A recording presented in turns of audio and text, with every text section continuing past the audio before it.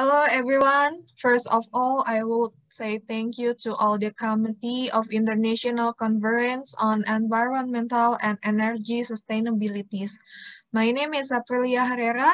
I'm a graduate student at University of Indonesia, and today I will to present the paper that talk about self-supply service level assessment as drinking water source in Bekasi City.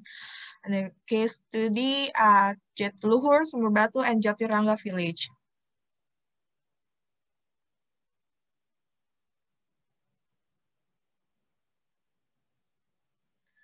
Okay, this is the outline of my presentation. My presentation is in 5 parts. Firstly, about background. Secondly, about objectives. Thirdly, is about research method. And fourth, about result and discussion. And the last is the conclusion. Okay, let me begin by explaining why I choose this topic because the use of groundwater as a supply in Bekasi City is quite high to accommodate the needs of clean water because Regional Drinking Water Company or PDAM currently serves only 26.8% of the population. And the self-supply source can be assessed in various aspects, including quality, quantity, and accessibility that adopt from WHO. According to Doria 2006, household perception of drinking water are important to encourage the use of safe water sources. And one method that can help to find out activities related to drinking water in household is continuous monitoring, and we can call it monthly surveys. Hopefully, these methods can help to assess self-supply service level as a source of drinking water. So this leads me to my next point, which is the objective of this research. The study aims to determine self-supply service level in Bekasi City by assessing household scale and how the respondent sources of drinking water change over time. And now take a look at the research methodology. This study was located in 3 villages in Bekasi City, Jatiluhur, Sumberbatu, and Jatiranga village. And furthermore, it was conducted during dry season.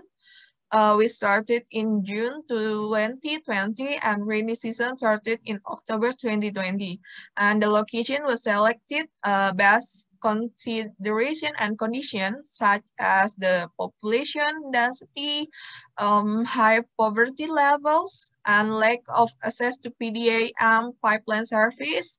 And most of the population use groundwater as their source. And then the monthly survey method was conducted by telephone and carried out by the enumerator to the respondents who were willing to be interviewed according to existing sample criteria. And the criteria were obtained monthly and prioritized on the respondent whom had taken the point of use sample, and the total samples were 89 respondents that obtained based on the respondents' agreement to take the survey via telephone. And from the total sample, which was about 45 respondents, followed the survey from the first month until the last month. And also random sampling was carried out. And the questionnaire consists of water source, sanitation and hygiene, and also health. And then the questionnaire is using survey solution and Qualtrics application. And this is the data analysis. The water service level assessment was conducted in household scale. And these assessments were taken based 5-parameter questionnaire, namely the safety, availability, taste, smell, and color derived from the respondent perception. Safety, taste, color, and smell represent quality, availability represent quantity, while accessibility indicator is not included because it is assumed that most households use directly connected pipes. And each parameter has score 1 if the respondent's answer was good, and score 0 if respondent's answer wasn't good. And then the score was summed up, and the total score of 5 is categorized as high score, while less than 5 is lower score. And this assessment were based on the author's expert judgment and combined with WHO concept. So this is the result.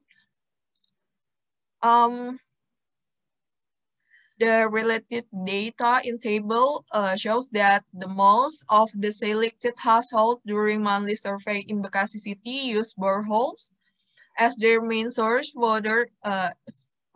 drinking water, with an average of 47%, while only approximately 5% of them use duct wells. Other than self-supply, the other source of drinking water was mainly refill water. And the fluctuation in the number of respondents can be influenced by various factors, such as the saturated feelings, while being interviewed, busy with other activities, therefore making it impossible to be interviewed, and technical challenge such as change in the respondent telephone number.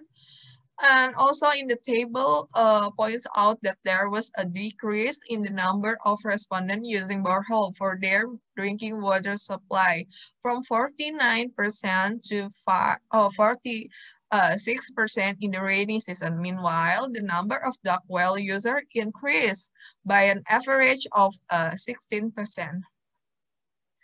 And next, this is the result of self-supply as drinking water service level assessment. As in the histogram, after calculating all parameters, a borehole has highest score than a duct well, despite having problems in the taste, smell, color, and availability indicator.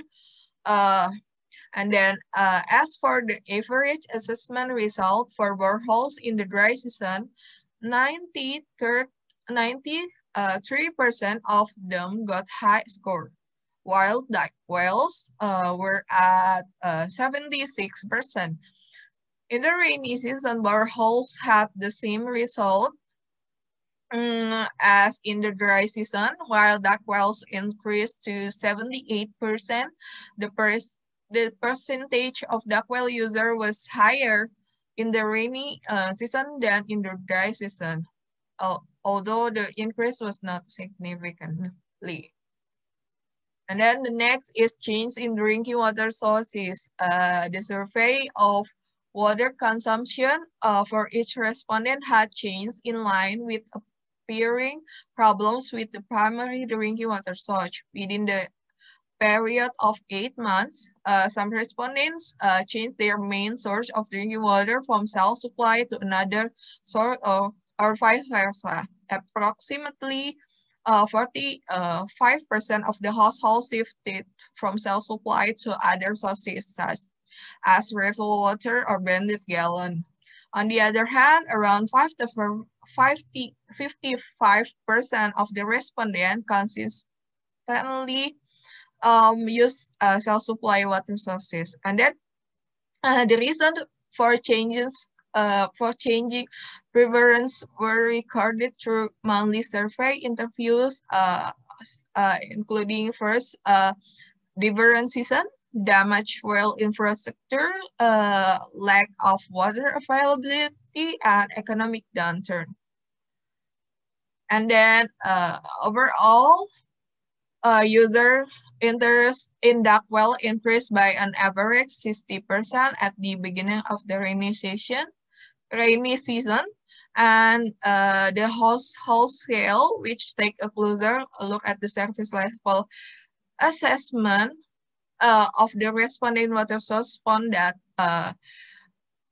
93% of the boreholes received high score, while there was only 76% for the duct wells. And then